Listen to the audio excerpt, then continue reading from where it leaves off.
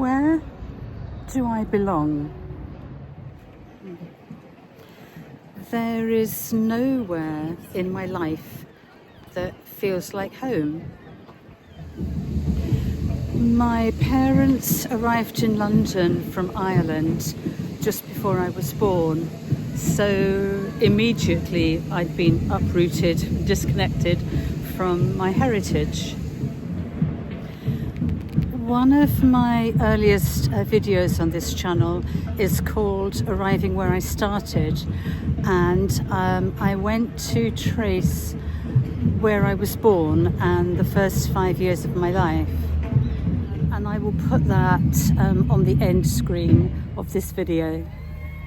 It was quite an odd experience going up to London to trace the first 5 years of my life, because I had no history, no anecdote stories passed down.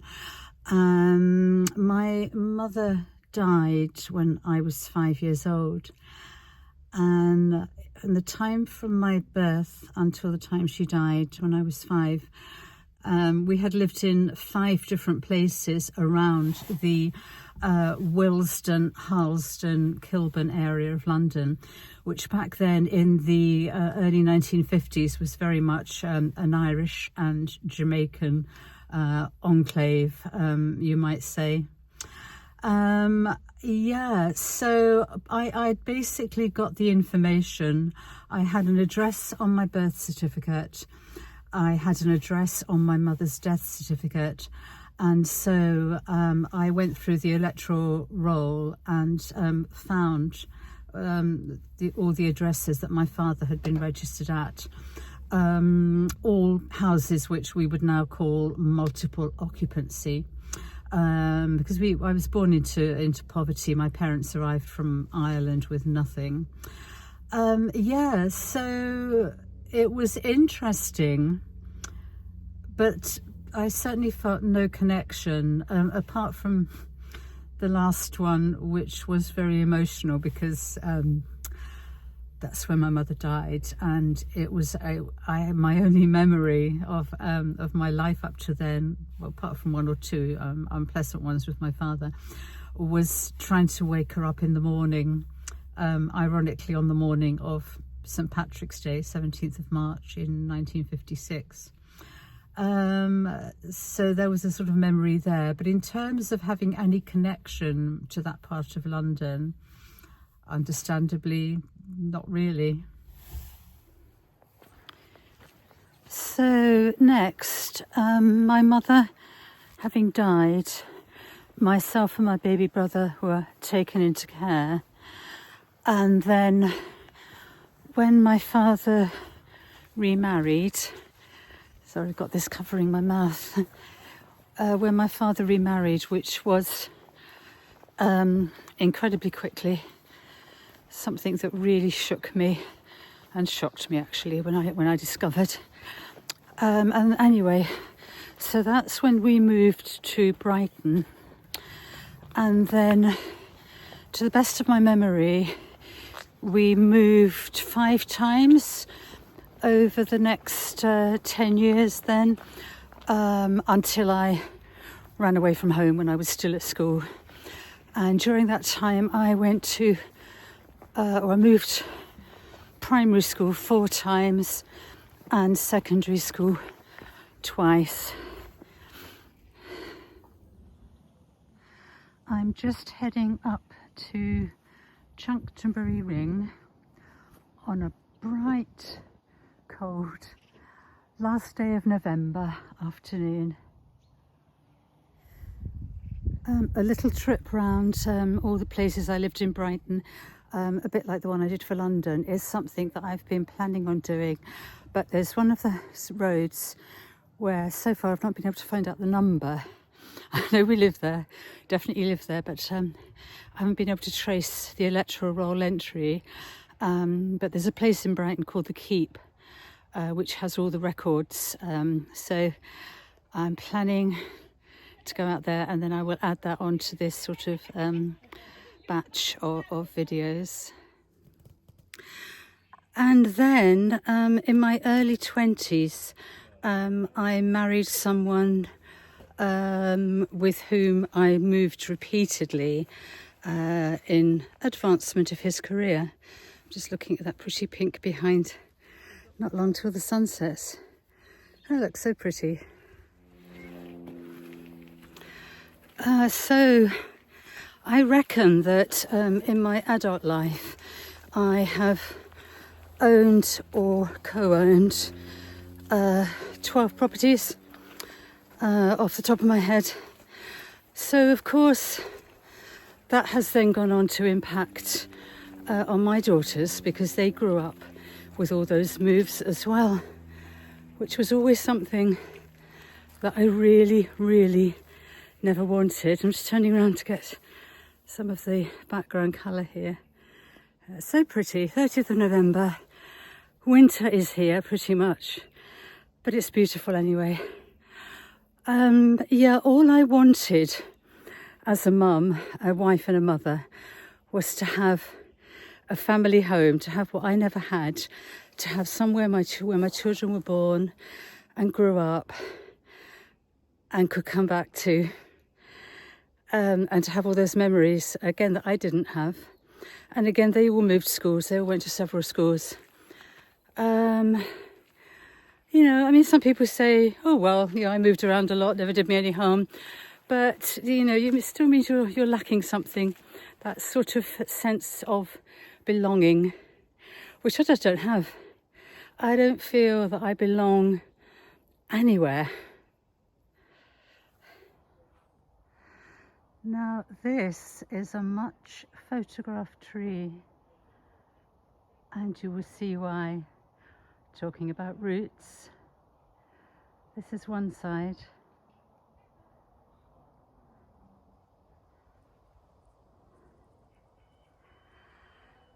And now I'll head round to the other side.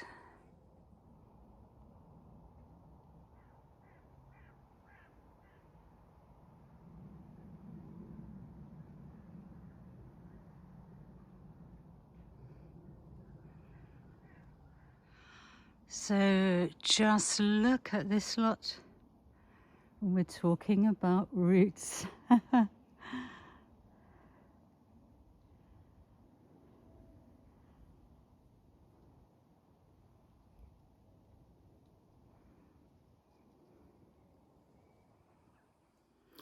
I'd mentioned at the beginning my family being Irish, and I did another video. I took a trip across to Ireland last summer, August 24, with my two surviving daughters, to try and trace my mother's family, because again, I knew nothing about her at all. I had to do all my own research. And the other video I mentioned about going to London, I literally, the week I went, discovered where she was buried, like, you know, 60 plus years after she died. So we went across to Ireland, and again I had all these addresses, you know, her parents, her grandparents, her great-grandparents, and we found the little cottage where she was born and where she grew up, and where it turns out my older sister, who I didn't really know, was born as well. And she was left in Ireland when they came to England when she was expecting me. That's in that video as well, so I'll put that on the end screen as well. So we did that. And again, it felt a little distant. I felt some connections, but sort of like a story, you know. And the cottage where she was born, of course, it's not like it was. It's been extended and modernised and looks like a sort of fairly average bungalow now, although it was just a tiny hut, really. No running water, no sanitation, nothing like that. So yeah, all my finding out about my family is me looking in historical records to discover who I am, where I come from. So here we are, and I have the sun setting behind me there, and let's see if I can catch the moon up there somewhere. That way, and up. And I think we've got the moon setting over there and the sun setting on the other side, which is very lovely. Okay, I'm losing the light a bit now, so I'm going to head on back down the hill. I randomly thought about doing this video last night, just as I was going to bed. So what I did was to quickly scribble a few notes, basically on a letter. And so, just jotted down what I was thinking in about sort of 30 seconds. And so the last little bit, I think I would just read as I'm walking down. So I said, is it any wonder that I feel rootless and find it difficult to settle anywhere? And I don't know where I would like to settle or where I would like to put down roots. Or will I remain rootless, wandering restlessly? So, yeah, that made me think that that really is me. You know, I've moved so much in my life, nowhere that calls me, nowhere that draws me. So I'm sort of constantly looking for that, thinking I need to move. I'll go here, I'll go there, I'll do this, that and the other. And sometimes I do, sometimes I'll jump onto something else before I've got to that point of doing it. And yeah, I guess I have, of course, I've got my daughters and my grandchildren, but they're not sort of fixed. You know, they their families rent, so they don't own their own homes. They could well be moving off in search of a better lifestyle, a more fulfilling lifestyle, not the stressful one that modern life for so many young people is these days. So, yeah. So on the last day of November 2025, just as the sun is setting, and so many pretty scenes, I will say, let me have your thoughts. Are you someone who has always lived in the same place and can't imagine uprooting yourself? Or are you the polar opposite? Are you somebody who's moved around so much and can't imagine staying in any one place for very long, which is sort of me, really.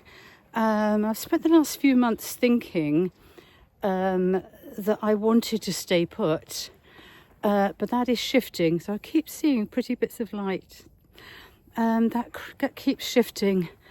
Something that's just occurred to me. The fact that I don't feel at home anywhere. Right, at this point I tripped and dropped my phone, which was fine, and I was fine, but I thought it was still recording, but it wasn't. So here are a few of my stills from that walk that afternoon while I finished saying what I was trying to say, which was, I had this random thought that I feel really connected to trees. Now, trees are deeply rooted.